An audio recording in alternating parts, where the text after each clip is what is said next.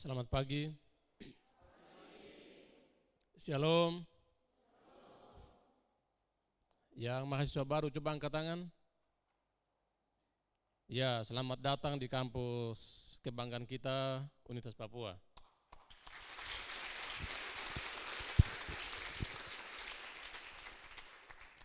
Shalom, Assalamualaikum warahmatullahi wabarakatuh. Salam sejahtera dan salam sehat untuk kita semua. Yang terhormat Bapak Direktur Kerjasama Intrakawasan dan Antarkawasan Asia Pasifik dan Afrika, Kementerian Luar Negeri, Pak Wicaksono Aji, dan juga staf yang bersama-sama. Yang saya hormati Bapak Wakil Rektor 3 Bidang Kemahasiswaan dan Alumni Universitas Papua. Yang saya hormati Bapak Profesor Dr. Insinyur Andoyo Supriantono MSc selaku moderator kita di hari ini. Yang saya hormati Panitia Pelaksana PKKMB tahun akademik 2022-2023, para mahasiswa peserta PKKMB, dan hadirin sekalian berbahagia. Pertama-tama mari kita memanjatkan puji dan syukur kepada Tuhan Yang Maha Kuasa karena kita senantiasa dianugerahi kesehatan dan kekuatan. Dan pada hari ini merupakan hari pertama di mana kegiatan akademik kita, ya, khusus untuk mahasiswa, kita laksanakan kegiatan PKKMB, pengenalan kehidupan kampus bagi mahasiswa baru Universitas Papua tahun akademik 2022-2023. Kita patut memanjatkan puji dan syukur kepada Tuhan atas semua kebaikan yang diberikan kepada kita, di mana selama 2 tahun lebih Universitas Papua dan juga perguruan tinggi yang lain di Indonesia karena permasalahan penyebaran COVID-19 sehingga kegiatan akademik kita laksanakan secara full online, dan kemudian kita secara bertahap kita laksanakan secara blended atau bauran antara online dan juga offline. Dan pada pagi hari ini acara yang kita laksanakan merupakan bagian dari pelaksanaan kegiatan PKKMB tersebut. Ini adalah pra PKKMB dan kita akan mengikuti kuliah secara bersama-sama, kuliah umum yang akan dilaksanakan oleh Pak Wicaksono, tapi nanti juga kita akan mengikuti kuliah yang diberikan oleh Ibu Menteri Luar Negeri Republik Indonesia yang kita akan ikuti secara bersama-sama. Dan kami sebagai pimpinan universitas menyampaikan selamat datang kepada mahasiswa baru di kampus Universitas Papua dan juga mahasiswa yang sudah pernah kuliah namun karena belum punya sertifikat. Ini kesempatan kepada kalian untuk ikut kegiatan PKKMB secara serius. Jangan sampai kemudian tidak lolos atau tidak lulus, tidak memiliki sertifikat, maka boleh melaksanakan ujian komprehensif tapi tidak boleh atau tidak berhak untuk mendapatkan ijazah. Jadi harus diikuti secara seksama. Dan Pak Wicaksono dan juga dari Kementerian Luar Negeri yang ada, kami sampaikan bahwa Universitas Papua ini dikembangkan pada tahun 1962, ya, awal mula dari Fakultas Pertanian Universitas Cendrawasih, dan pada tahun 2000 kemudian dia berdiri sendiri jadi Universitas Negeri Papua. Dalamnya terdiri dari 6 fakultas. Kemudian sesuai dengan OTK Organisasi Tata Kerja Universitas Papua pada tahun 2015, nama Universitas Negeri Papua kemudian berubah menjadi Universitas Papua dan ditambah lagi 6 fakultas sehingga total fakultas di Universitas Papua adalah 12 fakultas tambah 1 program pascasarjana. Dan jumlah mahasiswa kami saat ini student body sesuai dengan data yang kami laporkan pada proses akreditasi institusi itu sebanyak 8.692 orang, ditambah lagi dengan mahasiswa baru yang akan mengikuti PKKMB yang pembukaannya dilakukan pada pranya pada hari ini dan pembukaan dilaksanakan pada tanggal 22 Agustus yang akan datang, berjumlah lebih dari 2.000 mahasiswa baru. Dengan demikian diperkirakan bahwa student body mahasiswa Universitas Papua lebih dari 10.000. Dan ini menjadi jawaban bagi kita semua bahwa semua program studi yang ada di Universitas Papua sudah diakreditasi sebanyak 54 program studi, dan Universitas Papua sendiri secara institusi sudah diakreditasi dengan predikat baik sekali. Oleh karena itu, kepada mahasiswa baru, kalian memilih Universitas Papua sebagai tempat kuliah, itu adalah pilihan yang tepat. Jangan ragu lagi untuk kuliah di Universitas Papua. Saya kira itu saja untuk kita semua.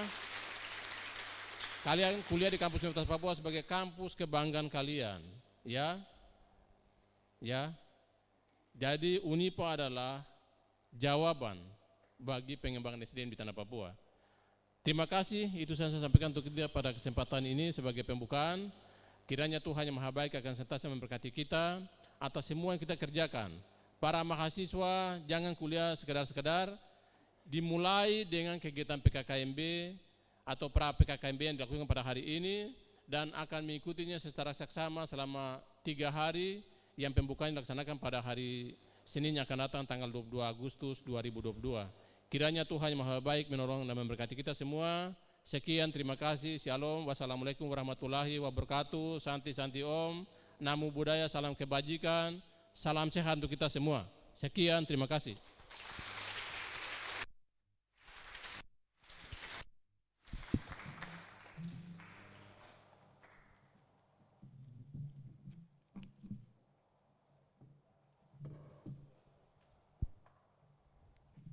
Terima kasih untuk sambutannya Bapak Rektor Universitas Papua. Kita akan melangkah ke acara selanjutnya, yaitu pemaparan materi oleh Pak Direktur dari Kementerian Luar Negeri, sambil kita menunggu sambutan dari Ibu Menteri Luar Negeri. Dengan hormat kepada Bapak Wicaksono, waktu dan tempat kami persilahkan. Untuk itu saya mohon Pak Prof. Handoyo selaku moderator untuk membantu Pak Wicaksono untuk membawa kita dalam acara kuliah umum.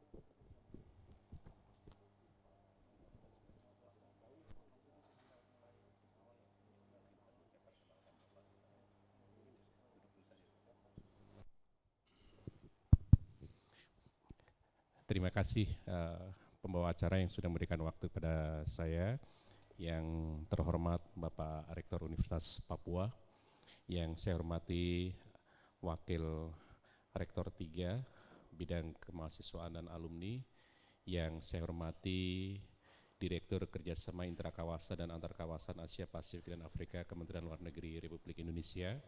Selamat datang Pak di Universitas Papua. Ini adalah wajah kampus kami. Bapak datang berdua dengan kolega Bapak itu. Selamat datang juga Pak. Semoga kampus kami mempunyai kenangan buat Bapak Direktur, sehingga bisa diceritakan ke kawan-kawan di sana bahwa inilah wajah Unipa yang sesungguhnya seperti dikatakan Pak Rektor, kami bangga dengan Unipa.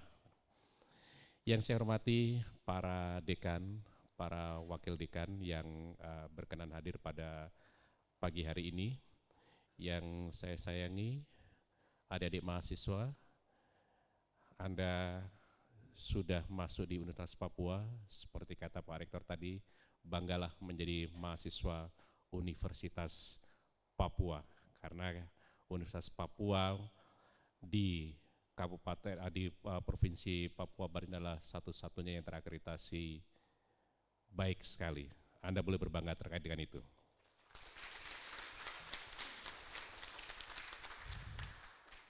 Sebelum Pak Direktur akan membawakan kuliah umum kepada kita, apa tujuan dan sebagainya, ada baiknya saya membacakan kurikulum vitae dari beliau. Pak Direktur mempunyai nama TBH. Saya tidak begitu paham, nanti Pak Direktur menjelaskan sendiri apa itu T, apa itu B, atau apa itu H. Yang jelas tadi sempat dipanggil atau diucapkan oleh Pak Rektor adalah Wicaksono Aji. Ya. Beliau adalah Direktur Kerjasama Intrakawasan dan Antarkawasan Asia Pasifik dan Afrika, Kementerian Luar Negeri Republik Indonesia.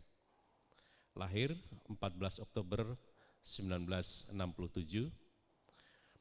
pendidikan Master of Arts in Law and Diplomacy, Fletcher School of Law and Diplomacy, USA, tahun 1997,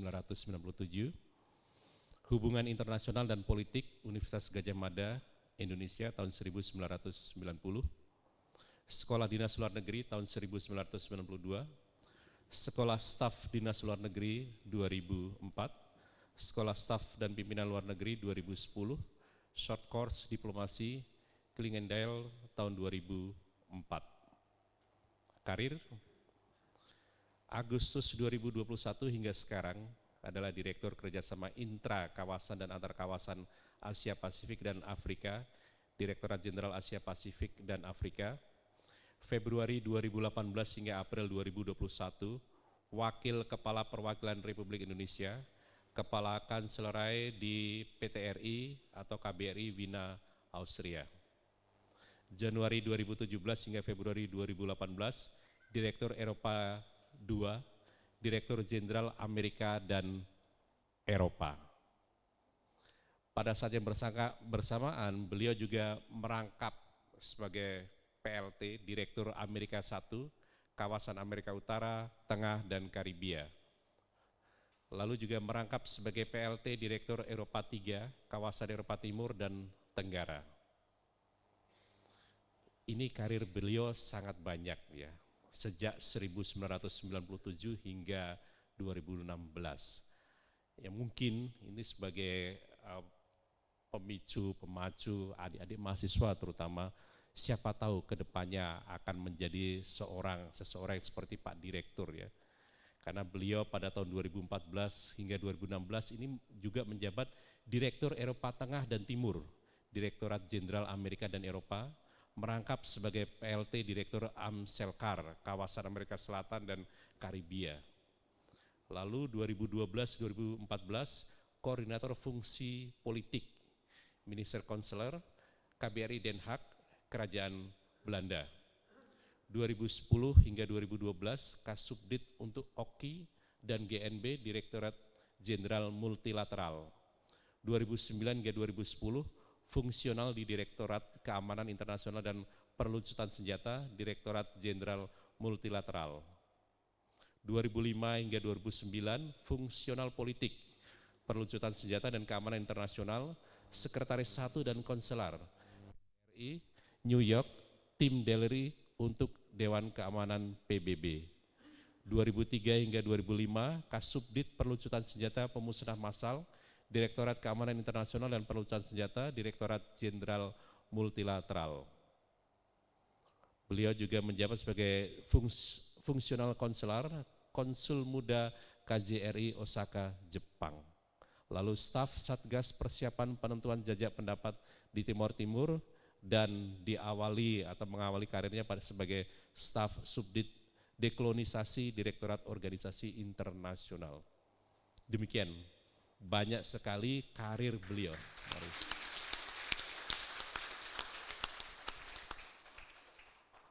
Status beliau menikah, 1 anak. Jadi buat yang para gadis tertutup kemungkinan beliau menikah dan 1 anak. Hemat sekali Pak. Demikian, ini adalah kurikulum vitae. Waktu berikutnya saya akan berikan sepenuhnya kepada Pak Direktur untuk mengawali kuliah umum bagi mahasiswa Universitas Papua. Mereka adalah mahasiswa di semester awal yang baru masuk pada tahun ajaran 2022-2023. Silakan Pak Direktur.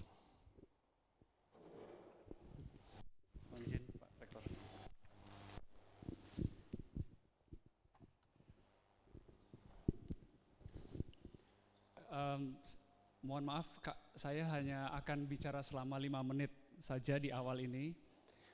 Pertama-tama saya ingin mengucapkan terima kasih kepada Bapak Rektor, Pak Dr. Meki Sagrim, SPMSI dan seluruh jajarannya, pembantu Rektor 3, Dr. Krey, atas bantuan dan kesediaan untuk menerima kami di sini untuk memberikan paparan tentang Indonesia dan dinamika dunia.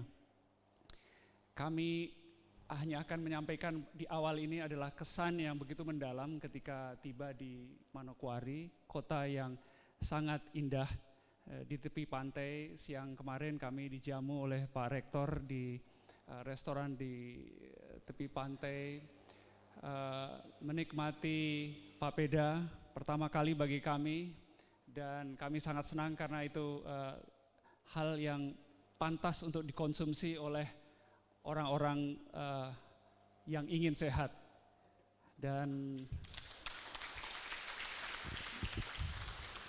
makanan sehat belum tentu tidak enak, dan papeda itulah jawabannya. Adik-adik mahasiswa sekalian, pertama-tama saya ingin menyampaikan selamat atas keberhasilan Anda untuk diterima di salah satu universitas kebanggaan. Kami mendengar bahwa Universitas Papua telah akreditasi baik sekali, dan saya tidak menyangka bahwa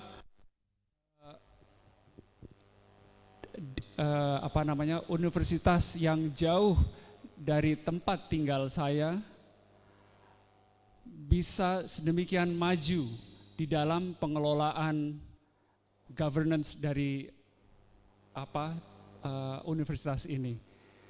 Saya kira di tangan Bapak Rektor yang mempunyai wawasan ke depan dan didukung oleh Civitas Academy dan kualitas dari adik-adik sekalian yang akan gigih belajar, tentu Universitas Papua akan terus meningkatkan diri dan pada akhirnya akreditasinya bisa mencapai tingkat akreditasi tertinggi.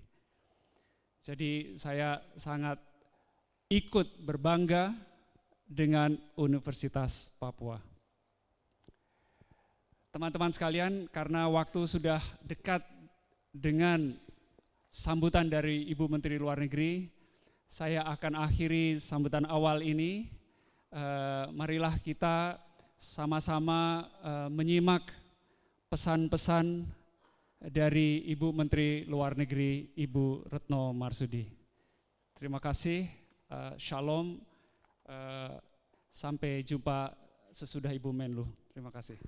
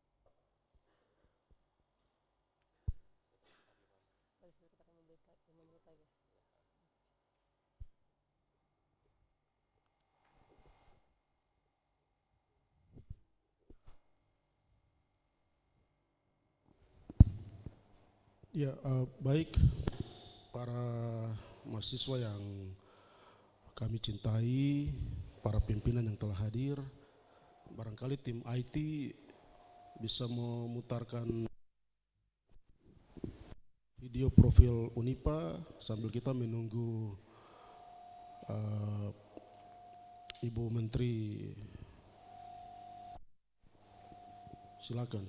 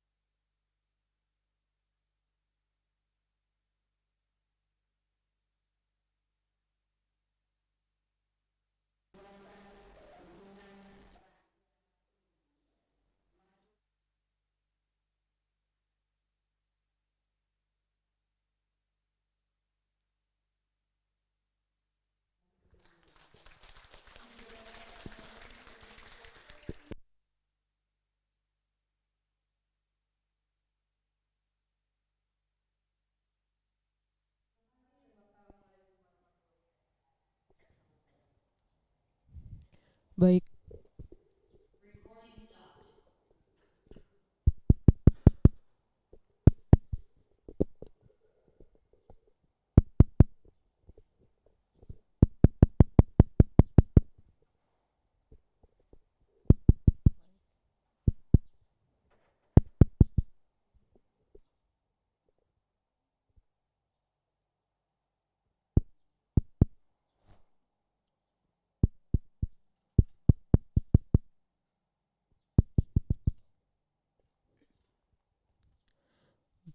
baik, Bapak Ibu para hadirin sekalian serta mahasiswa, kita akan melangkah ke acara selanjutnya, yaitu penyerahan plakat dari Universitas Papua kepada pihak Kementerian Luar Negeri. Saya mohon kesediaan dengan hormat kepada Bapak Rektor Universitas Papua dan Bapak Direktur untuk mengambil tempat di depan.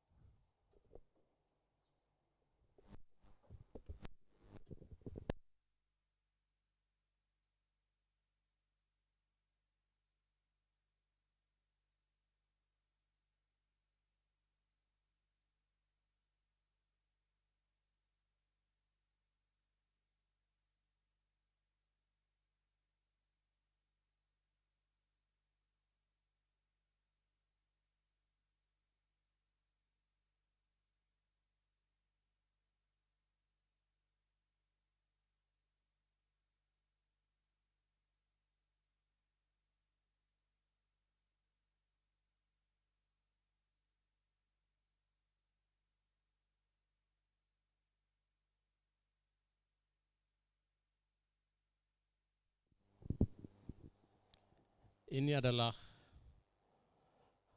gambar Rektorat Universitas Papua yang di depan.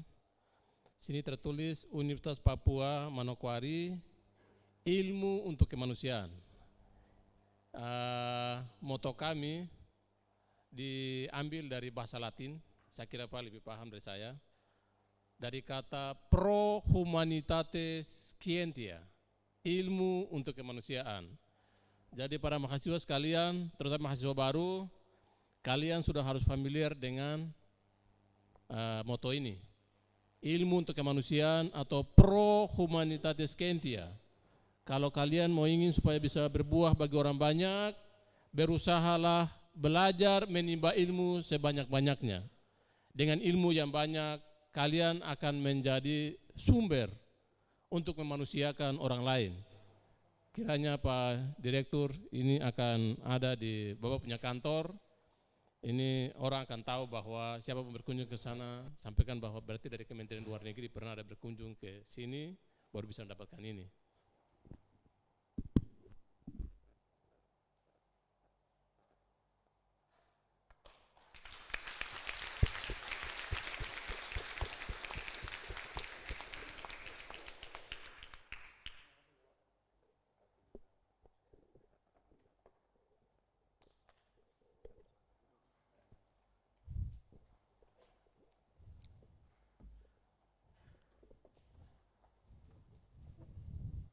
Prosesi penyerahan plakat dari Universitas Papua kepada Kementerian Luar Negeri Republik Indonesia telah selesai dan kita akan melangkah ke acara selanjutnya, yaitu pemaparan materi dan diskusi akan kita lanjutkan. Untuk itu waktu selanjutnya saya persilahkan kepada Prof. Handoyo dan Pak Direktur Kerjasama.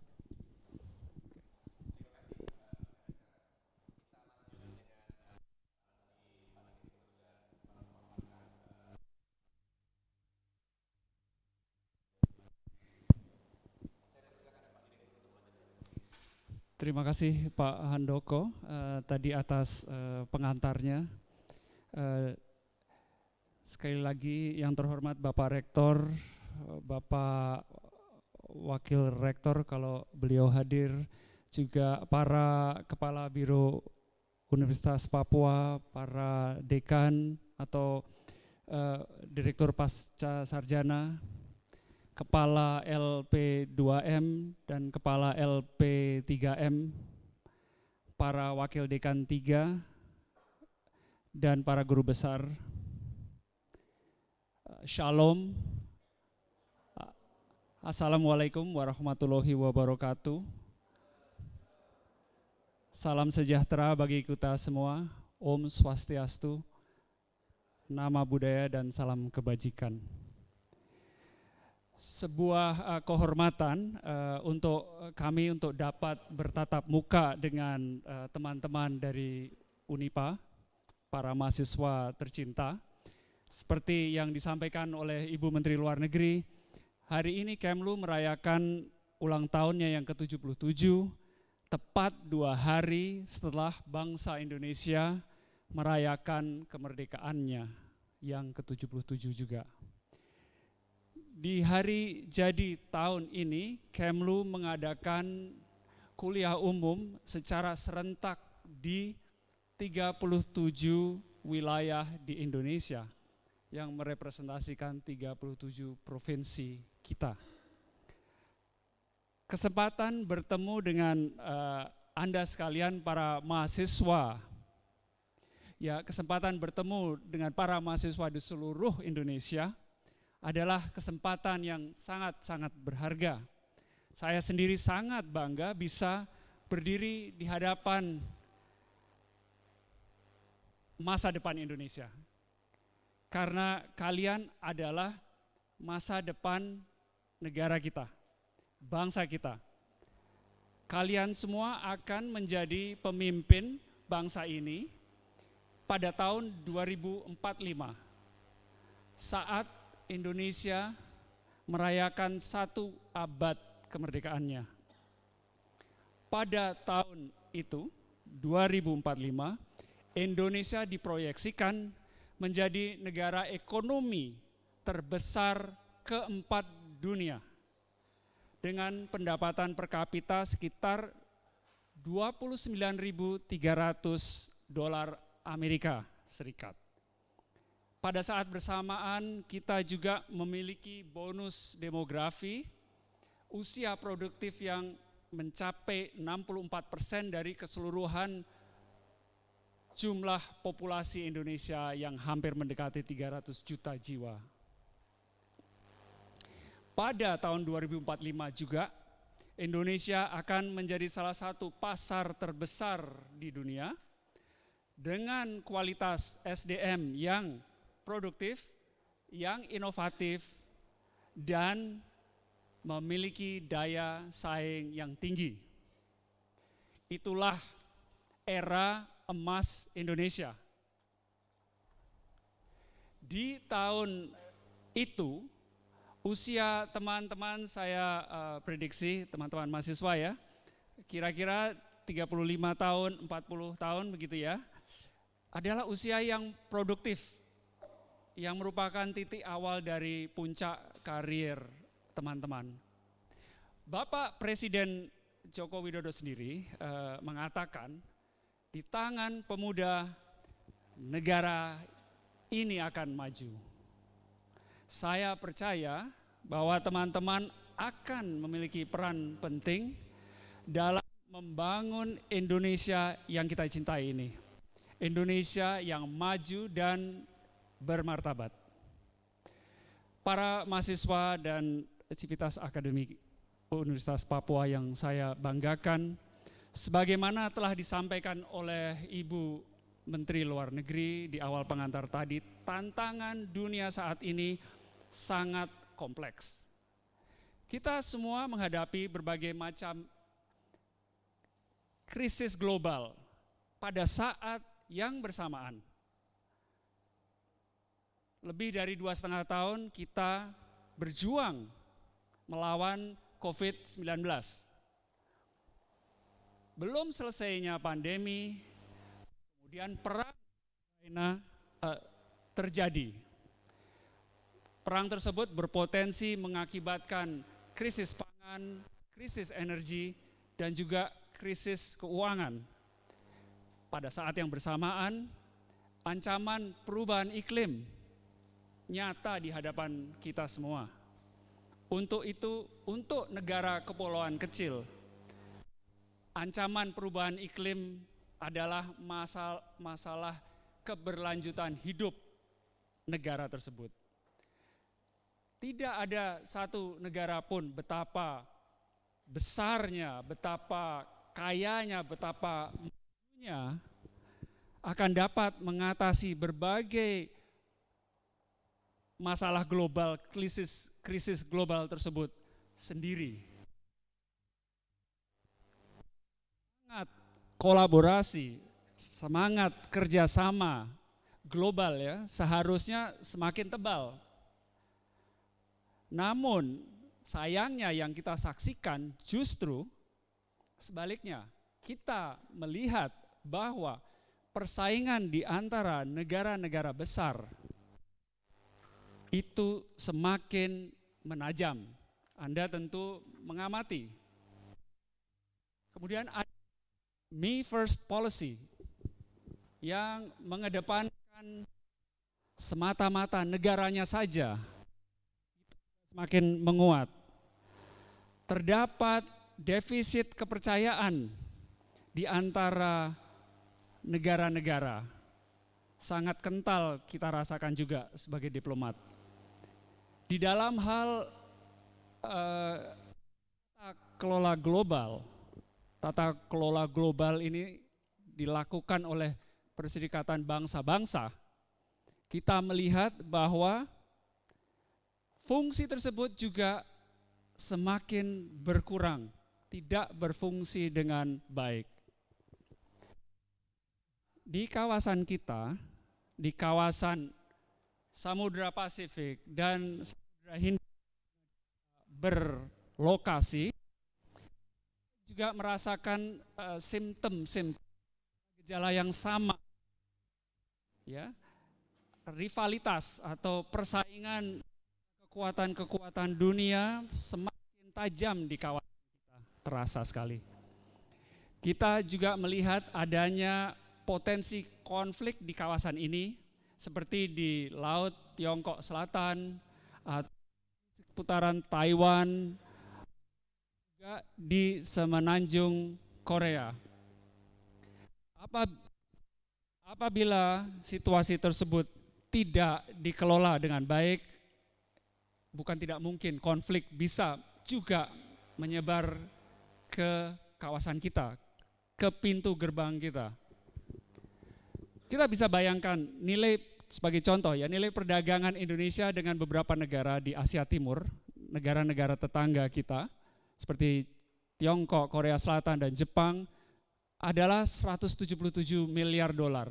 Itu merepresentasikan sekitar 40% dari seluruh neraca perdagangan kita. Apabila terjadi, maka dampaknya terhadap ekonomi kita akan luar biasa. Rakyat akan merasakan dampak tersebut.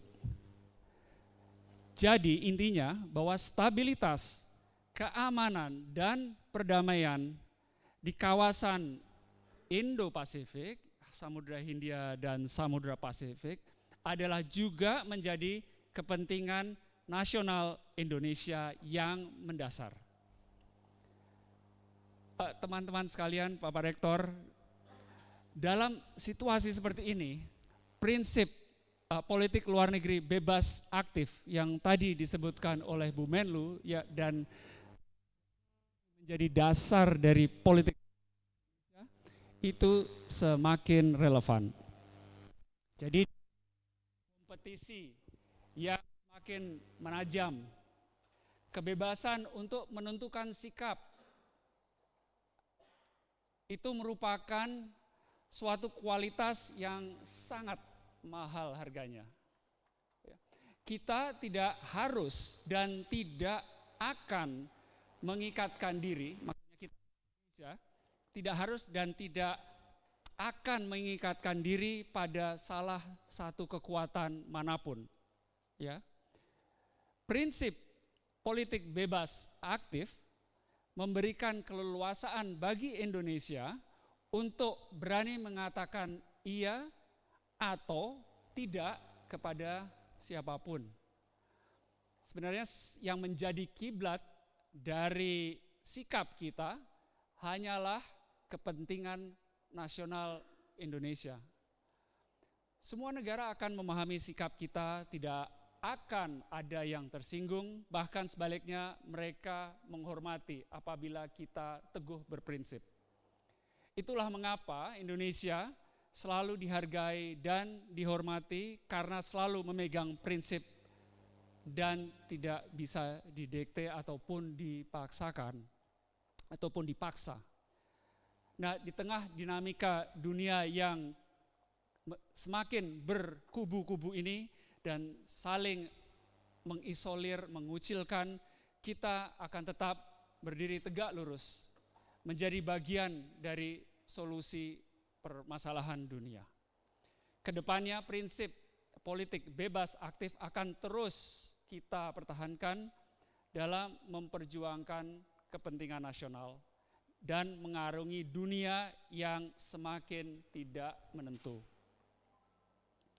Teman-teman sekalian, hari ini saya akan berbagi bagaimana diplomasi dan politik luar negeri Indonesia khususnya di masa pandemi bekerja untuk memperjuangkan kepentingan nasional dan di saat yang bersamaan berkontribusi bagi dunia. Pertama, diplomasi dalam mengatasi krisis pandemi COVID-19. Tidak pernah terbayangkan dampak dari COVID-19 terhadap seluruh aspek kehidupan kita, kehidupan manusia. Anda semua pasti merasakan. Hampir 600 juta orang terinfeksi, 6,5 juta orang meninggal karena COVID, perbatasan antar negara dan interaksi manusia dibatasi gara-gara ini. Menghadapi situasi ini, diplomasi Indonesia bergerak cepat. Sejak awal pandemi, mesin diplomasi bekerja siang malam untuk memenuhi kebutuhan peralatan medis untuk penanganan COVID-19 seperti APD, perlengkapan alat diagnostik, dan juga vaksin. Diplomasi vaksin dilakukan untuk meratakan jalan dan membuka akses vaksin COVID-19 bagi seluruh rakyat Indonesia. Diplomasi vaksin juga telah berhasil mengamankan lebih dari 0,5 miliar dosis, baik melalui skema bilateral maupun multilateral. Dan dari seluruh jumlah vaksin tersebut, Indonesia berhasil memperoleh 130 juta lebih secara gratis, sekitar 25%.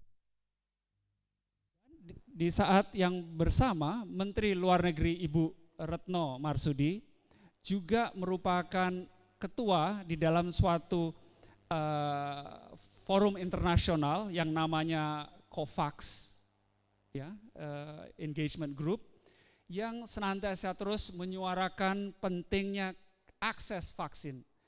Jadi vaksin ini aksesnya nggak merata.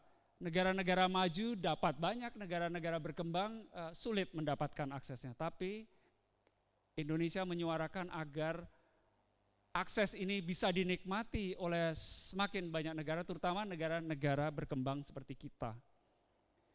Melalui mekanisme tersebut sudah berhasil disalurkan 1 miliar lebih, bahkan 1,3 miliar dosis ke 90 negara secara gratis, negara-negara berkembang pada umumnya. Kedua, saya ingin singgung tentang kontribusi diplomasi terhadap diplomasi perdamaian dan kemanusiaan. Perdamaian dan kemanusiaan selalu menjadi roh dari politik luar negeri Indonesia.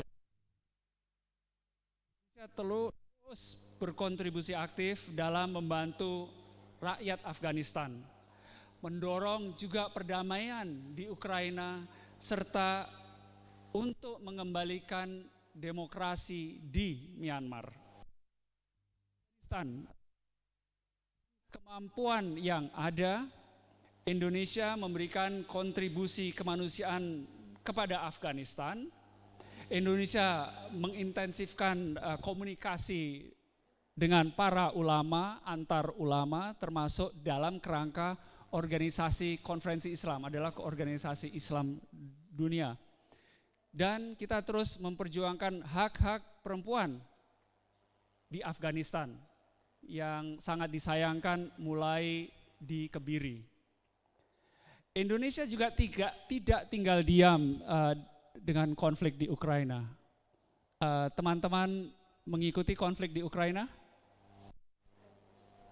Nah, teman-teman juga mungkin mengikuti bahwa Presiden Joko Widodo telah berkunjung menemui sendiri Presiden Ukraina, Presiden Zelensky di Kiev, dan juga Presiden Putin di Moskow, ya, untuk mengirimkan pesan perdamaian dan untuk menegaskan bahwa perang tersebut berdampak kepada rusaknya rantai pasok untuk pangan dan energi, yang dampaknya kita rasakan sekarang. Misalnya antrean ke SPBU yang menjadi panjang, semua itu dampak real dari konflik yang jauh terjadi di tempat lain. Nah, kunjungan Pak Jokowi saat itu adalah kunjungan pertama kepala negara Asia untuk mencoba menengahi. Kunjungan pertama juga dari negara berkembang untuk mencoba menengahi, untuk mencoba membantu menyelesaikan konflik tersebut yang berdampak bagi kita ini. Jadi bagi kita, bagi Indonesia, penyelesaian konflik harus dilakukan, mendorong mereka untuk menyelesaikan konflik di meja perundingan, bukan di medan perang. Itulah memang tugas diplomat. Kita bersyukur ya, tanggal 22 Juli yang lalu, kalau Anda mengikuti, ada inisiatif yang akhirnya mengizinkan, disepakati agar ekspor pangan dari Ukraina bisa keluar dan bisa didistribusikan ke seluruh dunia. Sebelumnya tidak dimungkinkan karena diblokade oleh akibat dari perang tersebut. Myanmar, untuk mendorong krisis di negara tetangga kita di sesama anggota ASEAN ini, atas prakarsa Indonesia, para pemimpin ASEAN termasuk Myanmar sendiri setelah menyepakati yang disebut dengan 5-point consensus, yaitu istilah bahasa Inggrisnya atau prinsipnya adalah 5 butir kesepakatan untuk menyelesaikan krisis di Myanmar yang disepakati juga oleh pimpinan Myanmar. Tapi disayangkan sampai saat ini belum terjadi perkembangan yang signifikan terhadap implementasi dari 5 butir tersebut. Indonesia tidak akan lelah untuk terus mendorong agar demokrasi dapat kembali di Myanmar. Ketiga, diplomasi Indonesia berperan penting dalam mendorong perekonomian dunia pasca pandemi. Di tengah situasi yang sulit ini, hal ini juga disinggung oleh Ibu Menlu tadi, sebagai Presiden G20 Anda pernah dengar? Adalah perkumpulan negara-negara dengan perekonomian terbesar di dunia. 20 besar perekonomian dunia duduk di forum G20. Indonesia termasuk anggotanya dan tahun ini Indonesia memimpin. Terus G20 bahwa harapan dunia untuk G20 tetap menjadi katalis. Bagi apa?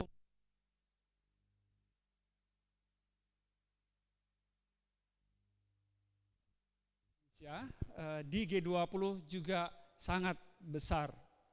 Semua investasi diplomasi Indonesia kita gunakan agar forum ini, forum G20 ini tetap dapat bekerja dan menghasilkan dampak yang konkret. Karena bahayanya ada. Ketika Rusia menyerang Ukraina, G20 ini terbelah. Mereka nggak mau mikirin masalah ekonomi, mereka menghantam satu sama lainnya yang sama-sama anggota G20. Nah, kita ingin agar G20 fokus ke dalam pemulihan ekonomi yang telah membuat banyak negara, terutama negara berkembang, menjerit-jerit. Untuk mendorong pemulihan ekonomi global ini, keketuaan Indonesia mendorong kerjasama dalam 3 bidang konkret. Ya, agar kita dunia ini bisa bangkit lebih kuat dan pulih lebih cepat. Prioritas pertama kepresidenan Indonesia adalah penguatan arsitektur ketahanan kesehatan global. Pandemi ini mengajarkan bahwa krisis kesehatan dapat menyebabkan keterpurukan ekonomi dalam waktu singkat. Ekonomi negara bisa anjlok gara-gara pandemi ini. Dirasakan oleh seluruh negara di dunia. Prioritas kedua adalah transformasi digital yang inklusif. Semua bisa menikmati transformasi digital ini. Ini bagian dari upaya untuk mendorong penguatan UMKM. UMKM menggunakan platform digital untuk pengembangannya. Dan prioritas ketiga adalah sustainable energy transition atau transisi energi yang sustain, yang terjangkau, karena tidak dapat dipungkiri bahwa ekonomi hijau adalah masa depan kita. Kita akan meninggalkan bensin, Pertalite, Pertamax, kita menuju ke daya listrik untuk kendaraan kita, untuk kebutuhan kita, untuk ekonomi kita. Rekan-rekan yang terhormat,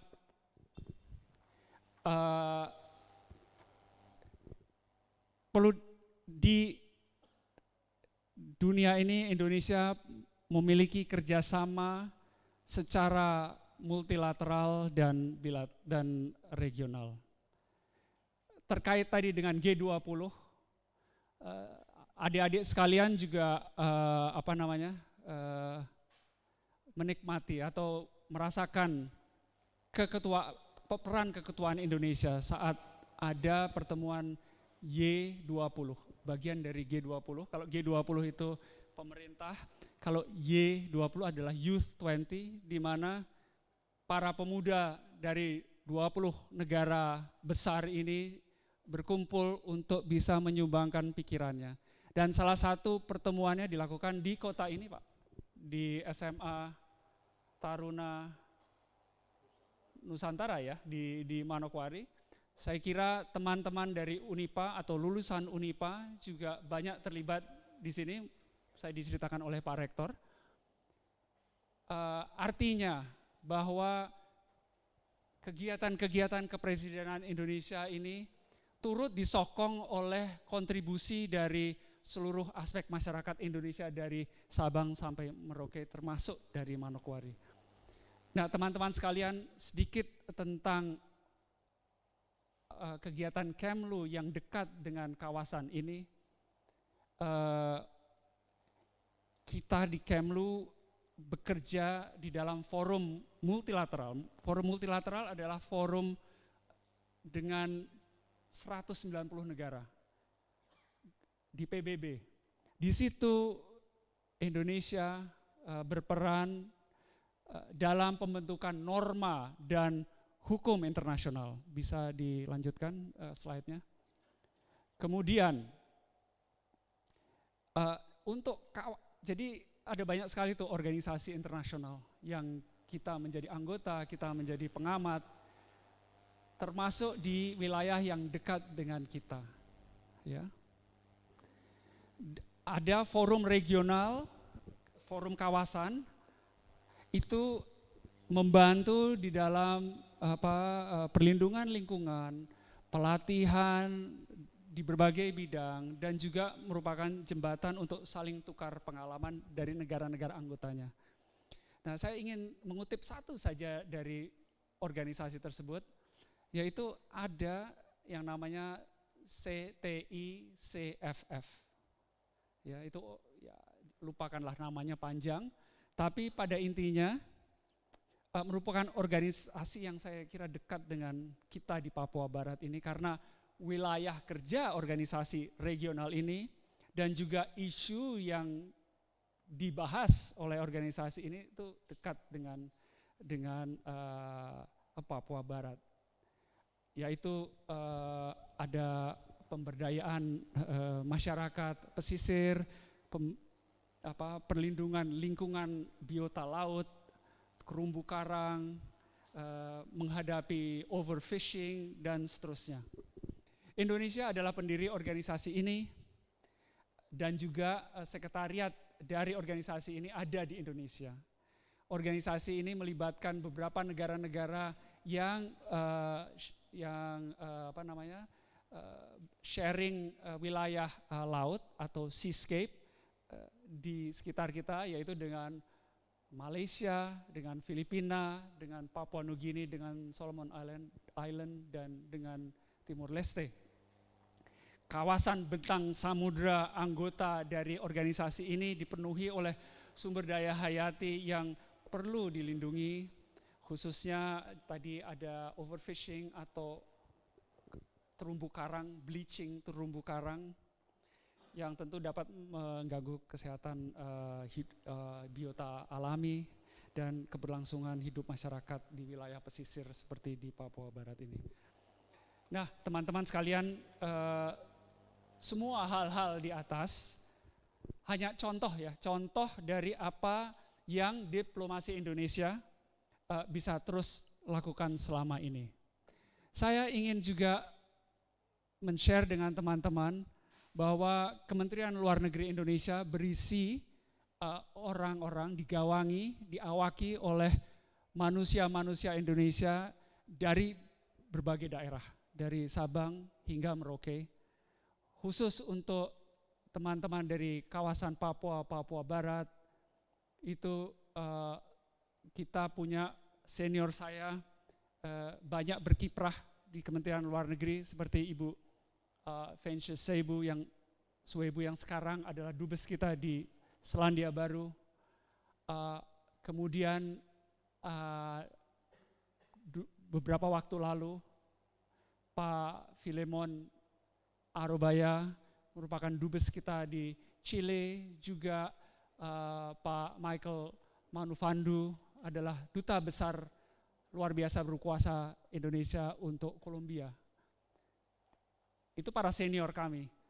Tapi para rekan-rekan kami, sekerja, kolega, anak-anak muda di Kementerian Luar Negeri termasuk di direktorat saya, ada juga kawan-kawan dari Papua ataupun Papua Barat. Ada Stephanie Yohanes, anak buah saya. Ada juga Hermanus Dimara, kami sama-sama pernah bertugas di Belanda. Ada Oilong Sarwom, sekarang ditempatkan di Fiji. Terus kemudian ada Alphonse Schroyer yang merupakan alumni Unipa. Dia sedang bicara di dalam suatu forum dan kami bangga punya teman-teman lulusan Unipa yang berkontribusi aktif di dalam memelihara perdamaian dunia dan menjaga persahabatan dengan negara lain. Juga ada Reza Wanggai yang saat ini di salah satu pos yang baik untuk seorang diplomat, yaitu DC. Jadi harapan kami bahwa teman-teman dari Unipa juga bisa menjadi bagian dari mesin diplomasi, bagian dari Kementerian Luar Negeri. Kalau itu memang panggilan hati kalian ya. Itu tentu terbuka, kemungkinan itu ada, rajin-rajinlah belajar, berpikir kritis penting, dan asahlah bahasa asing. Ini kalau untuk Kementerian Luar Negeri, bahasa asing. Itu tentu akan sangat-sangat membantu kans Anda. Jadi tantangan dunia 10-15 tahun ke depan tentu karena dunia dinamis, tantangan selalu ada, tapi Kemlu dengan diawaki oleh Anda sekalian nanti akan harus tetap agile, harus tetap relevan ya, kita harus tetap mampu beradaptasi. Jadi sebenarnya Mahatma Gandhi, tokoh dunia yang berasal dari India, pernah mengatakan, be the change you want to see the world. Be the change you want to see in the world. Jadi kita sendiri harus mendorong perubahan yang kita inginkan terjadi pada dunia. Jadi kita nggak perlu menunggu, tapi kita sendiri yang merubah agar dunia pun berubah sesuai dengan keinginan kita. Diplomasi Indonesia akan terus bekerja untuk memperjuangkan kepentingan nasional, di saat yang sama juga berkontribusi bagi solusi dunia ya, solusi bagi masalah-masalah dunia. Pada teman mahasiswa, saya ingin mendorong agar teman-teman jadi agen perubahan, agar perubahan itu menjadi perubahan yang positif. Terima kasih. Saya akan dengan senang hati untuk berdiskusi lebih lanjut melalui tanya jawab. Wassalamualaikum warahmatullahi wabarakatuh. Shalom.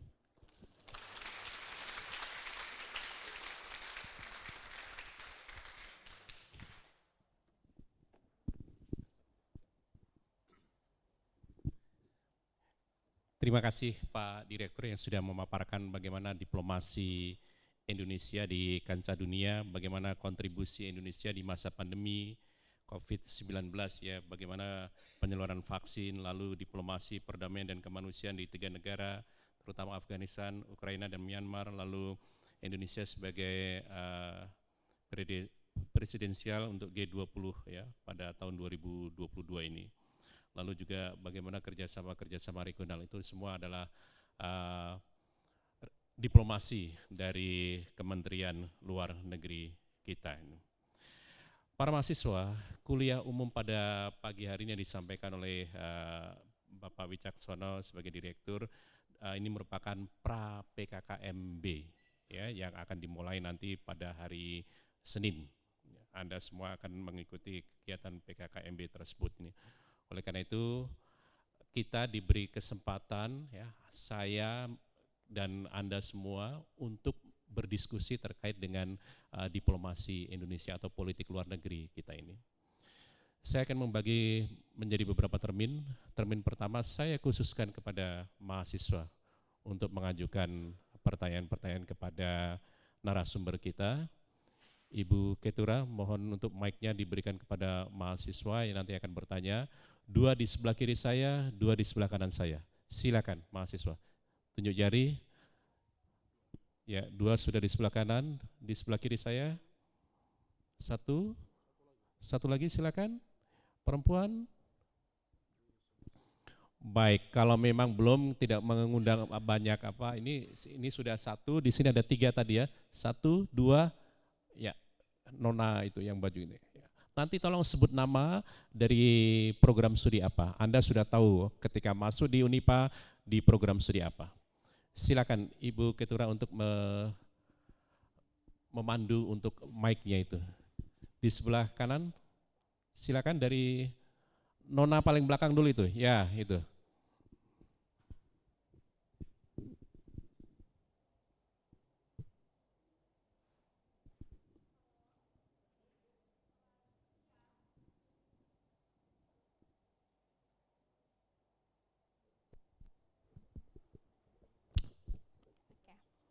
Shalom, selamat siang. Perkenalkan, nama saya Cien Iren. Biasa dipanggil Iren. Saya dari Fakultas Sastra dan Budaya, jurusan Antropologi. Oke, pertanyaan saya, tadi kan perwakilan dari Menteri Luar Negeri ada singgung tentang pandemi, dan Pak Menteri bilang, perwakilan bilang, oh dari pandemi ini menjadi pembelajaran buat negara yang tadinya kita pikir kesehatan itu agak sebelah mata, tapi setelah pandemi kita sadar, oh ternyata kesehatan ini berdampak besar juga buat ekonomi. Lalu saya mau bertanya tentang yang forum regional. Ya, tadi kan Pak Menteri bilang, oh ini agak dekat dengan kita karena di pesisir pantai. Tentang pesisir pantai, lalu terumbu karang, sama tentang kelautan juga. Pertanyaan saya, kalau kesehatan itu penting, kalau adanya forum regional berarti kelautan ini juga penting. Pertanyaan saya itu, jika kesehatan itu bisa membuat ekonomi dunia atau Indonesia anjlok karena manusia tidak bisa bekerja hingga tidak ada kegiatan produktif, jika kelautan kita rusak, apa yang akan terjadi? Kerusakan apa yang terjadi dan apa dampak ekonomi yang akan terjadi jika kelautan kita rusak? Ya, terima kasih. Terima kasih.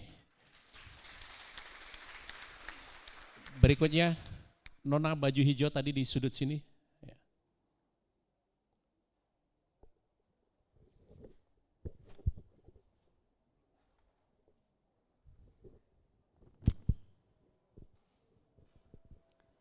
Baik, terima kasih atas kesempatannya. Nama saya Agrevi Mahreta Pakasi, biasanya dipanggil Grey. Saya dari Fakultas Ekonomi dan Bisnis, jurusan Manajemen. Yang ingin saya tanyakan yang pertama terkait dengan pasar global dunia yang tadi disampaikan bahwa untuk kedepannya orang luar negeri itu akan bisa saja masuk ke Indonesia, artinya bisa bekerja dan bebas, keluar bebas masuk Indonesia. Itu yang saya pernah dengar. Nah, kira-kira untuk kita yang generasi-generasi baru ini, bagaimana caranya kita bisa bersaing dengan orang luar negeri. Nah, apalagi kita kalau di wilayah Papua kan sudah tahu bahwa pasti nanti kalau orang luar negeri sampai masuk ke Papua akan persaingannya semakin sulit. Ya, bagaimana caranya kita bisa bersaing dengan orang luar negeri? Yang pertama. Yang kedua, yang tadi disampaikan terkait dengan perang antara Ukraina dan Rusia, itu kan pasti memiliki dampak perekonomian nasional. Nah, kira-kira apakah dinamika geopolitik global yang terjadi saat ini itu mengakibatkan peningkatan harga pangan dan energi, dan itu menyebabkan contohnya minyak, beras dan lain-lain itu semakin mahal. Bahkan bensin pun yang biasanya kita isi harga 20.000 bisa kita pakai 1 minggu, sekarang 20.000 hanya naik 1 kotak. Semakin mahal, itu menyebabkan kita kalau di wilayah Papua ini semakin sulit, dan itu juga menyebabkan kuliah pun bisa berhenti. Karena apa? Mau makan saja kadang-kadang susah, apalagi harga pangan dan harga energi semakin mahal. Itu pertanyaan yang kedua. Dan pertanyaan yang ketiga terkait dengan dinamika pendidikan. Nah, saat ini contohnya di Universitas Papua yang tadi Bapak Rektor sampaikan bahwa yang mendaftar ada 2.000 orang. Sekarang pertanyaannya, berapa banyak yang akan lulus? Belum tentu semuanya akan selesai tepat waktu dan akan melanjutkan perkuliahannya. Kalau ditanya, apa masalahnya, kenapa tidak lanjut kuliah? Pertanyaannya hanya satu, tidak punya uang untuk bayar lanjut kuliah. Nah, sekarang apa kira-kira solusi? Memang yang saya dengar ada beasiswa, tapi kalau menurut pemikiran saya, beasiswa ini tidak bisa dijadikan untuk membiayai kuliah. Karena apa? Kebanyakan beasiswa hanya dipakai untuk uang untuk misalnya kehidupan sehari-hari. Karena diterima. Nah, mungkin solusi yang bisa saya sampaikan, yang bisa saya tambahkan buat teman-teman juga sekalian dan Universitas Papua, kalau bisa ada program yang namanya student labor. Kalau kita dulu, saya juga pernah kuliah dulu sebelumnya, itu istilahnya tenaga kerja siswa. Artinya mahasiswa bisa kerja sambil kuliah dan bisa dibiayai kuliahnya oleh universitas, tidak perlu bayar kalau perlu. Jadi misalnya contoh dikasih pekerjaan membersihkan halaman, membersihkan ruangan, itu akan dibayar dengan biaya kuliah. Itu saran masukan dari saya. Mungkin demikian, terima kasih, selamat siang. Terima kasih. Berikutnya, laki-laki, ya tadi. Silakan, satu pertanyaan saja ya, ini sudah terlalu banyak pertanyaan ini. Silakan. Sebelumnya terima kasih atas kesempatan yang telah diberikan. Perkenalkan, nama saya Rama Gusti Cahya Awaludin dari Prodi D3 Teknik Komputer Fakultas Teknik. Jadi begini Pak, pertanyaan saya. Tadi Bapak Wicaksono Aji sempat menyampaikan kalau semisal kita ingin bergabung sebagai diplomat, belajar bahasa adalah suatu hal yang sangat dibutuhkan ya. Dan tadi juga Bapak sempat sampaikan kalau di Universitas Papua ada yang bergabung menjadi diplomat ya. Dan oke, pertanyaan saya adalah bagaimana jenjang kita untuk dapat seperti kakak itu, dalam artian melanjutkan ke itu menjadi diplomat begitu Pak. Ya begitu, sekian, terima kasih. Terima kasih. Yang terakhir dari sebelah kiri saya tadi.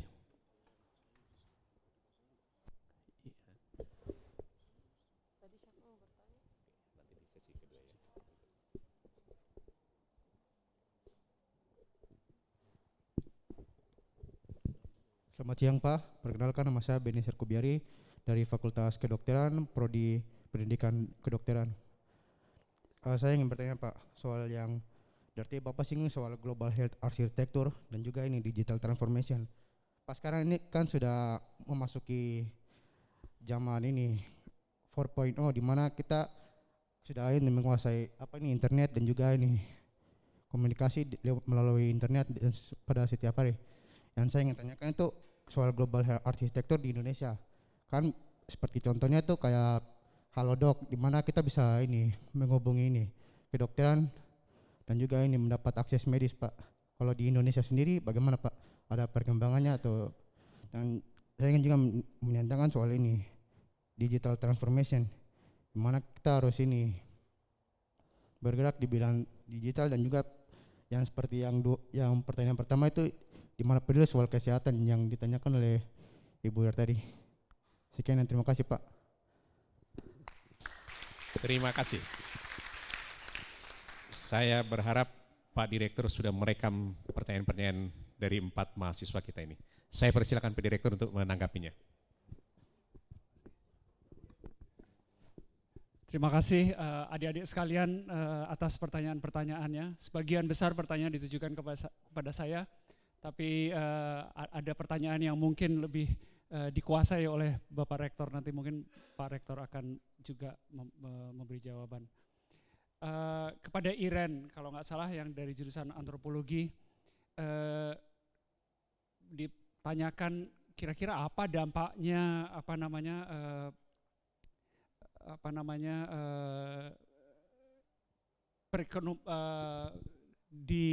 dampaknya terhadap kita di Papua atau di kawasan pesisir apabila terjadi pengelolaan yang tidak sustainable ya. Betul ya, kira-kira seperti itukah pertanyaan dari Iren?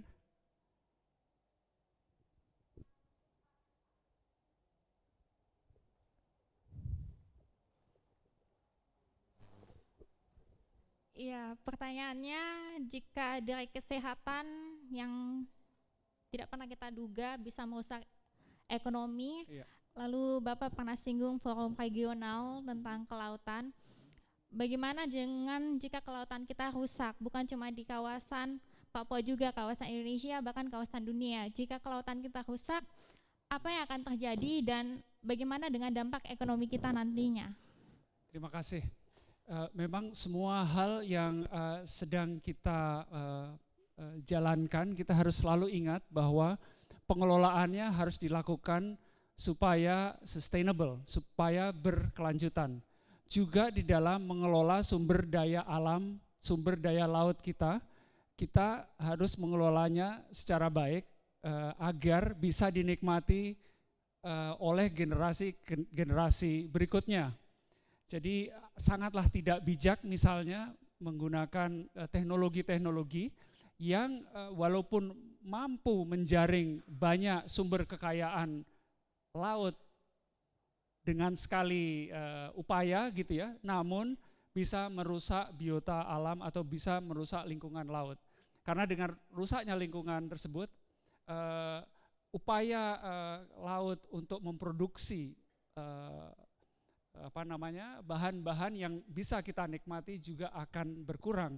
Jadi organisasi-organisasi kawasan yang tadi saya ceritakan adalah mengupayakan agar pengelolaan kekayaan kita itu dilakukan secara sustainable atau secara berkelanjutan.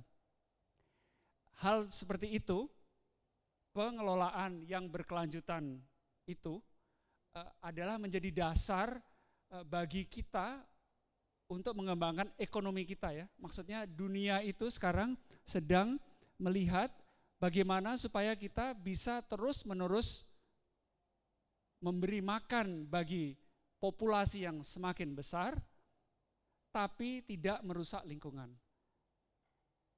Dan bisa terus-menerus menghasilkan dengan jumlah yang besar, tapi tidak merusak lingkungan sehingga hasilnya bisa terus kita nikmati. Nah itulah ya salah satu hal yang dilakukan oleh organisasi kawasan yang tadi saya sebutkan. Oke, mudah-mudahan jelas. Kemudian saya bergerak ke pertanyaan dari Saudara Gray dari Fakultas Ekonomi dan Bisnis. Memang bahwa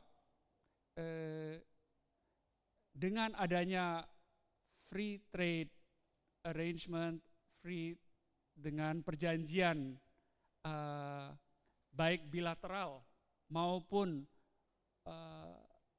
regional maupun multilateral untuk mengatur hubungan ekonomi antar negara, bisa jadi kita bersepakat dengan negara tetangga kita bahwa tarif akan diturunkan.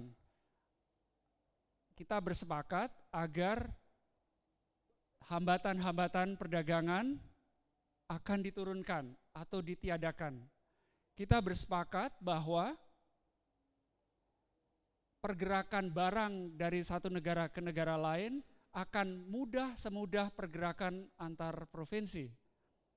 Kita bisa bersepakat bahwa pergerakan orang antar negara juga bisa semudah pergerakan orang antar provinsi di dalam negeri. Itu kalau kita sepakat.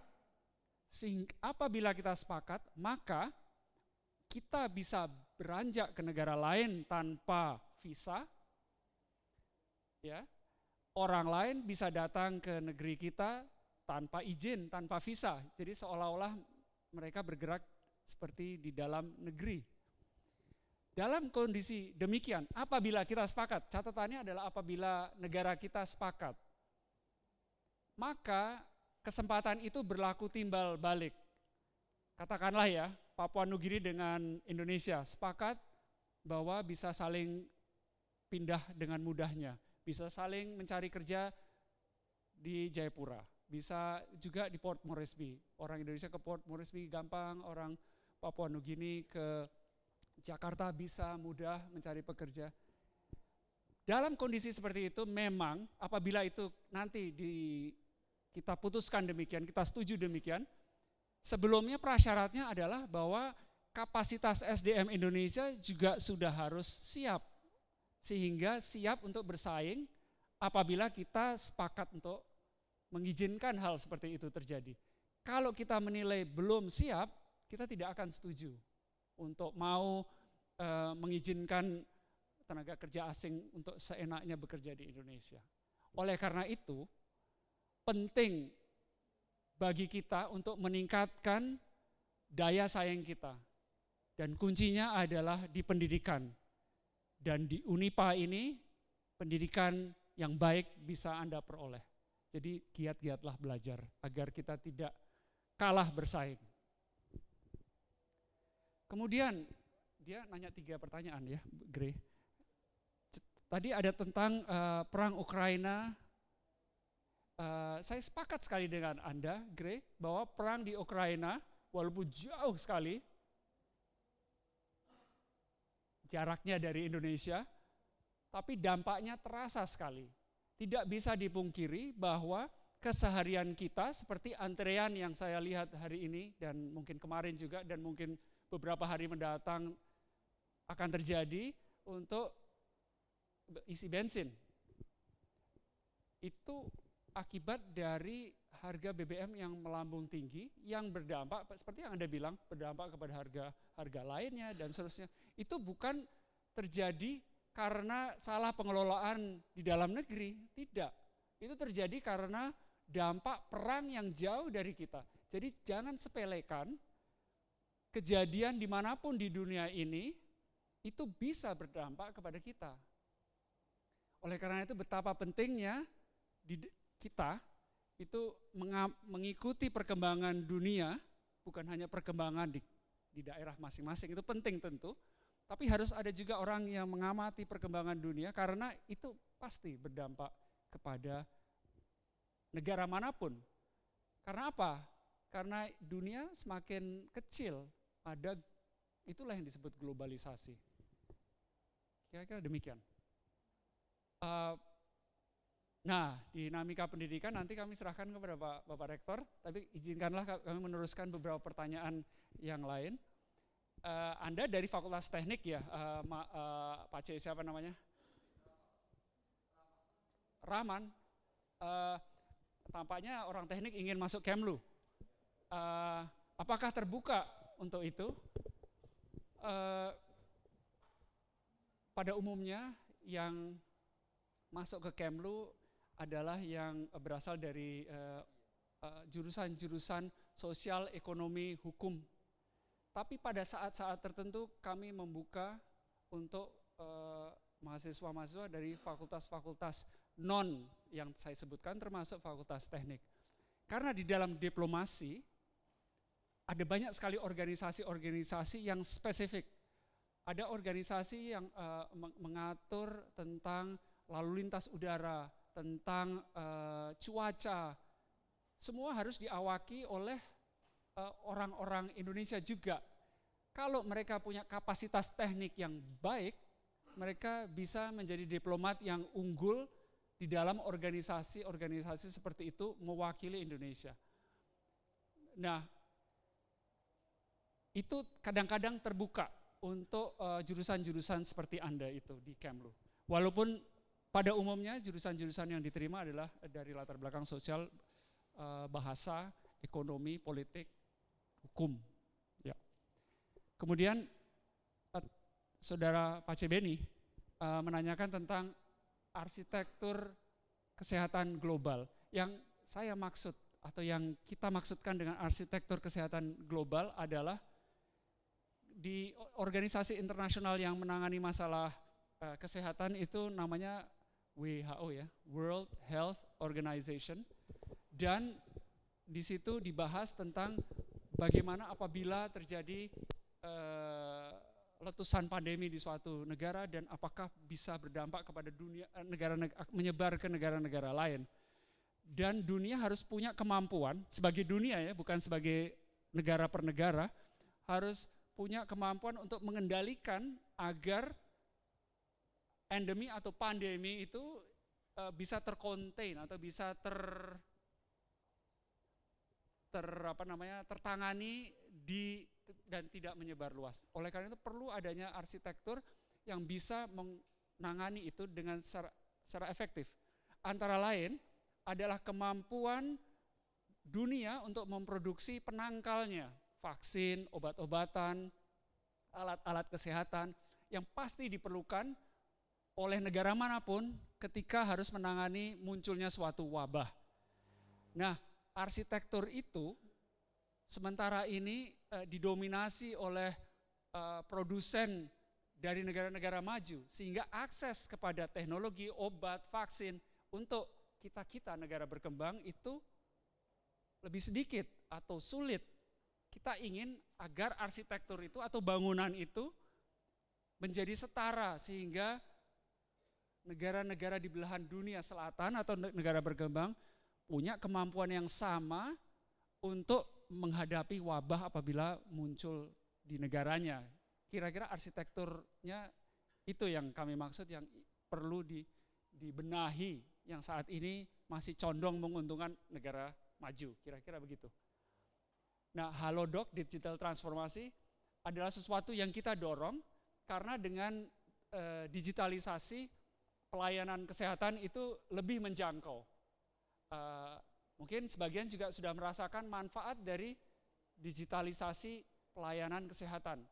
Dan bahkan digitalisasi pelayanan segala hal seperti yang dilakukan di Unipa sendiri udah sangat digitalized. Saya sangat kagum bahwa di Manokwari, di Unipa sendiri sudah sangat maju di dalam pengelolaan manajemen kampusnya melalui dengan aspek digital.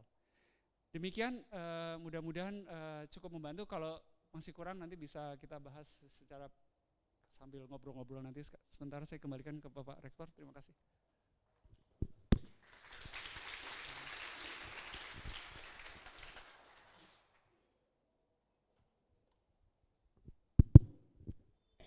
Baik, terima kasih para mahasiswa sekalian, Ibu Bapak.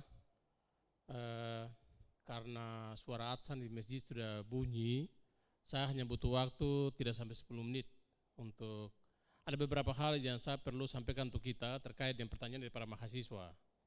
Saya sebagai rektor ya, duduk depan, ini mahasiswa, calon mahasiswa ya, bukan mahasiswa, ini masih calon mahasiswa. Tapi cara berpikirnya bagi saya sangat kritis, saya kagum. Iya. Kenapa saya katakan begitu? Saya lihat bahwa mereka-mereka yang tadi bertanya dan semua dalam ruangan ini menunjukkan mereka punya kapasitas bahwa mereka betul-betul menjadikan Unipa sebagai tempat untuk mereka belajar. Ya. Karena yang lalu-lalu kadang-kadang menjadikan Unipa sebagai alternatif. Pergi tes di sana sampai sudah tidak lulus baru datang kuliah di Unipa. Kalau saya dengar dari apa yang ditanya, cara berpikir kritisnya, saya tahu bahwa mereka jadikan Unipa sebagai tujuan utama, bukan alternatif lagi. Ya. Bagi para mahasiswa nanti ikut PKKMB baru bisa tahu secara lengkap dan jelas. Yang pertama adalah bahwa kuliah di Unipa itu, jadi Unipa mungkin karena kita punya filosofi adalah ilmu untuk kemanusiaan, sehingga kita lebih banyak mengedepankan aspek-aspek kemanusiaannya dibandingkan dengan aspek yang apalagi orientasinya ke pendapat universitas dari PNBP dan sebagainya. Mengapa saya katakan demikian? Yang pertama, untuk UKT. Pak Direktur, UKT untuk Unipa mungkin paling rendah seluruh Indonesia. Bahkan kami klaim bahwa mungkin terendah di seluruh dunia. Mengapa demikian? SPP mahasiswa untuk angkatan 2017 ke belakang, mereka punya SPP itu hanya 560.000 per semester. Anak saya sekolah di TK saya bayar 1 bulan tuh 450. TK 450. Sini 1 semester bayarnya 560.000. Kemudian melalui Senat Universitas, kemudian kita pada tahun 2018, dari angkatan 2018, itu SPP-nya untuk yang mereka yang eksakta itu 2 juta, sedangkan yang non eksakta, sosial humaniora, itu 1.500.000 per semester. Itu yang pertama. Yang kedua, mengenai IPK kelulusan. Itu juga termasuk yang paling rendah. Saya kasih contoh saja, UI cutting point-nya adalah 3,5. Kalau kami di Unipa, sejak saya kuliah juga sampai hari ini, sejak Pak Prof. Andoyo kuliah di kampus ini, kita masih 2,0. Ya. Tapi kepada mahasiswa saya ingatkan kepada kalian, jangan kalian merasa survive dengan yang 2,0 itu. Karena dunia kerja yang tersedia tidak untuk 2,0. Ya. Dunia kerja mereka minta 2,75 minimal. Kalau mau kerja di kementerian, maka minimal 3,5 IPK. Terus kalau dapat 2,0 mau pakai kerja di mana? Hati-hati, jangan sampai kemudian pakai ijazah itu simpan untuk mungkin berusaha untuk berwirausaha sudah. Ya, jadi tolong diperhatikan. Yang berikut adalah kita punya penerimaan mahasiswa itu ada 3 jalur. Jalur yang pertama adalah jalur yang kita sebut sebagai jalur seleksi mandiri. Itu pertama pada sekitar bulan-bulan April itu sudah disebarkan angket untuk jalur seleksi mahasiswa masuk UNIPA, mahasiswa andalan masuk UNIPA, yang kita sebut sebagai sesama UNIPA.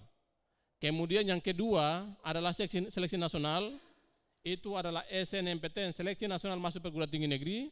Kemudian yang kedua adalah seleksi berbasis komputer, atau kita sebut sebagai seleksi bersama masuk perguruan tinggi negeri atau SBMPTN. Kemudian yang ketiga adalah tes lokal.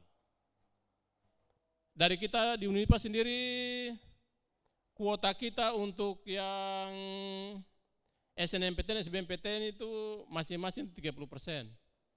Tapi kita punya tahun 2022 ini hanya bisa terpenuhi, hanya 9% saja yang terpenuhi.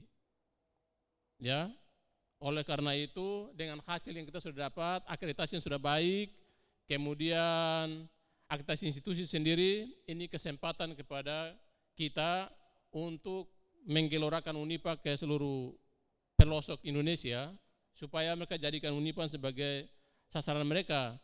Jangan kemudian tunggu semua seleksi lokal baru nanti kalau misalnya kuotanya tidak cukup lalu demo dan sebagainya, jangan. Ini lembaga ini kita laksanakan, ada aturan yang kita harus patuhi. Kemudian untuk kuliah jangan terlalu berpikir soal biaya ya. Biaya, negara menyediakan kepada kita biaya. Apakah masih sekolah di SMA pernah ada dengar yang namanya KIP kuliah. KIP kuliah itu Kartu Indonesia Pintar untuk kuliah. Kita punya SPP di UNIPA itu hanya 2 juta untuk eksakta. Yang sosial humaniora itu hanya 1.500.000. Tapi negara menyediakan kepada kita itu 2.400.000. Ya, 2.400.000. Caranya bagaimana? Saya berharap mahasiswa begitu masuk ini nanti sosialisasikan pada adik-adik mereka ketika masuk, mereka kalau umur sudah 17 tahun segera harus punya kartu tanda penduduk atau KTP. Karena nomor itu sudah yang di-input di sistem. Ya. Kemudian ada kartu tanda bukti bayar listriknya, ada surat keterangan ya tidak mampu begitu dari sisi ekonomi, dari kepala kampung dan sebagainya. Kemudian itu semua diproses, waktu masih mau mendaftar di SNMPTN atau SBMPTN, silakan didaftar juga sama-sama juga, supaya begitu diumumkan sebagai lulusan melalui jalur SNMPTN dan SBMPTN itu, KIP kuliahnya juga sudah diumumkan. Ya, saya sampaikan informasi kepada kita semua bahwa tahun 2021 kita punya kuota itu lebih dari 1.600. Ada kelebihan kuota itu sekitar 600 bagi mahasiswa bisa mendapatkan KIP kuliah, itu duit itu dikembalikan ke kas negara. Saya mau tanya, kan katanya butuh beasiswa. Beasiswanya sediakan itu, kenapa tidak manfaatkan? Itu. Jadi kita akan sosialisasikan kepada semua mulai tahun depan. Ada di depan kita Pak Wakil Rektor 4, ada hadir bersama-sama dengan kita untuk menyusun perencanaan di DIPA kita, nanti kita akan sosialisasikan ke sana. Jadi mari kuliah dengan sungguh-sungguh, tidak ada kata tidak. Kalau IPK di bawah 2,0 sudah pasti akan di drop out. Yang men-drop out bukan rektor, bukan dekan, bukan wakil dekan atau ketua jurusan, tapi yang men-drop out kalian itu adalah sistem. pangkalan data kementerian atau biasa kita kenal sebagai PD Dikti itu terkoneksi dengan Simunipa, ya IPK-nya tidak sesuai dengan standar ditentukan, langsung dia sistemnya kasih hilang dengan sendirinya. Jadi jangan datang demo siapa-siapa atau marah siapa-siapa, jangan. Karena sistemnya kasih hilang. Oleh karena itu belajar dengan sungguh-sungguh saja. Ya, saya kira itu saja yang saya tambahkan untuk kita semua. Selamat kepada para mahasiswa sekalian. Hari ini sudah pra PKKMB, tinggal ikuti 2 hari ke 3 hari nanti tanggal 22 sampai 24. Setelah itu kalian akan dilantik secara resmi sebagai mahasiswa baru Universitas Papua tahun akademik 2022-2023. Tuhan memberkati kita semua.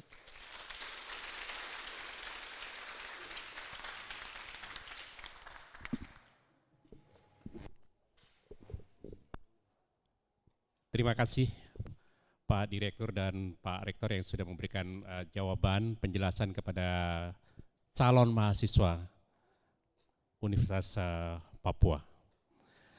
Bapak tidak membuka kesempatan lagi karena ini hari Jumat, ya ada beberapa di antara kita juga harus sholat Jumat. Anda sudah dengar itu, bisik-bisik suara dari masjid ya. Oleh karena itu dengan sangat menyesal, barangkali masih banyak pertanyaan yang akan diajukan oleh kalian calon mahasiswa, Bapak Ibu Dekan, Bapak Ibu Wakil Dekan, maupun para Wakil Rektor yang hadir pada pagi hingga siang hari ini. Karena memang waktu yang sangat terbatas, kami mohon maaf, saya sebagai pemandu jalannya diskusi pada siang hari ini, mohon maaf jika dalam penyampaian saya ada banyak hal-hal yang kurang. Gitu. Untuk berikutnya saya kembalikan pada seksi acara. Silakan Ibu. Terima kasih.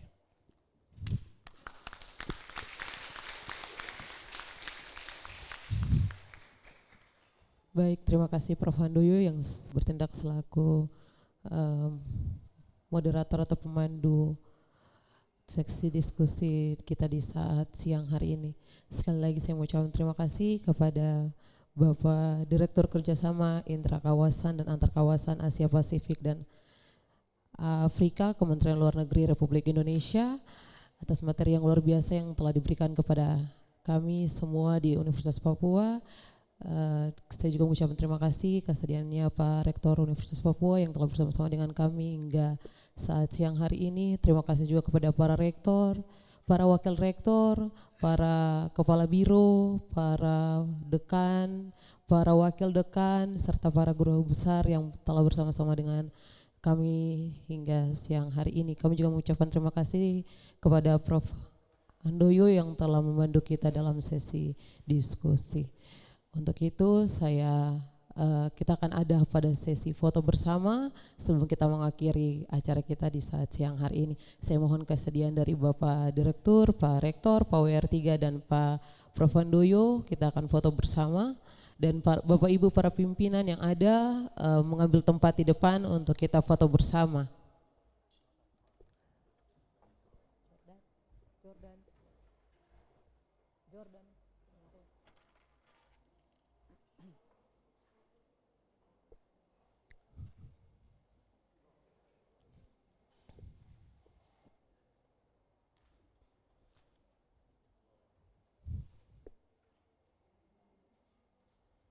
Power 4, mohon kesediaan Bapak Ibu para pimpinan, Bapak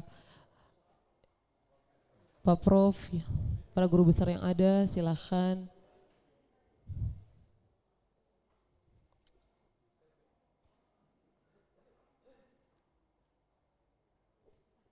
Ibu WD3 Fakultas MIPA bisa mengambil bagian di depan.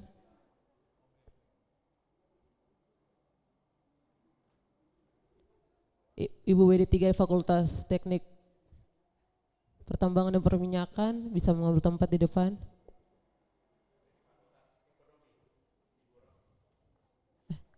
FMIPA. Bu Ros, mari Bu Ros.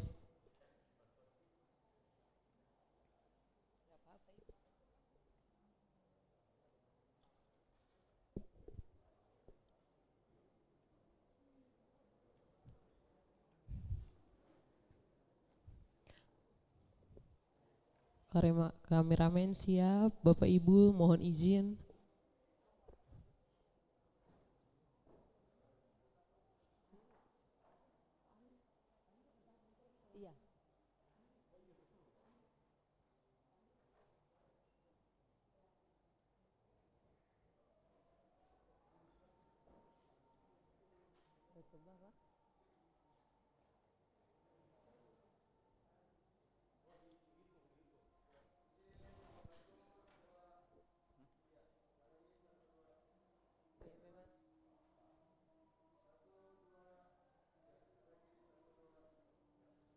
Bapak Ibu terima kasih. Para mahasiswa 2 baris bagian depan sebelah kanan. Mohon izin Bapak Ibu pimpinan tetap di depan. Mahasiswa baris depan 2 baris sebelah kanan bisa cepat maju ke depan, kita foto bersama. Ya, mahasiswa naik di bagian di atas podium ya.